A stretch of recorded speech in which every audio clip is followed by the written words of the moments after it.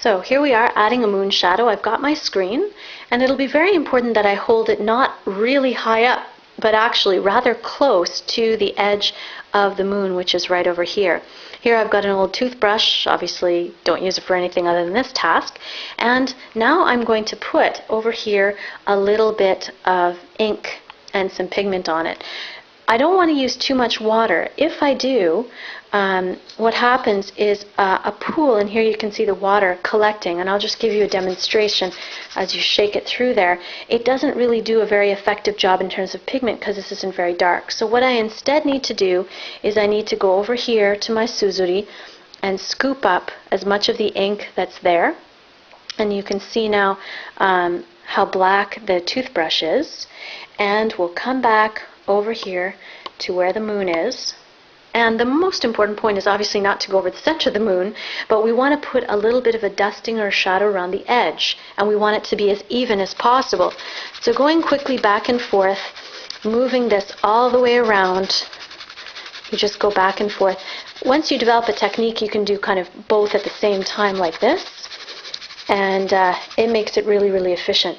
The key point is you do have to use quite a bit of speed in order to get that happening. And you can't really pick it up and peek at it in advance. You really have to wait and sort of see.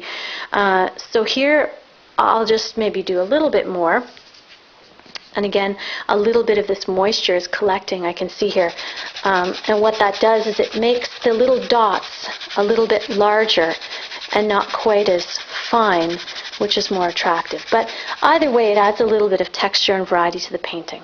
Okay, so we're just going to set these two things down now, and we'll lift up the moon, and here you can see a little bit of a shadow. So this is a very quick and easy technique to add a little bit of ornamentation into your paintings, and obviously it's a really nice way to do something. If I want to insinuate the sun, what I do with that same paper, or another one, is I outline this, I place it on the canvas or on the paper, and I do the exact same technique in here in the center of the hole, and this is to represent the sun.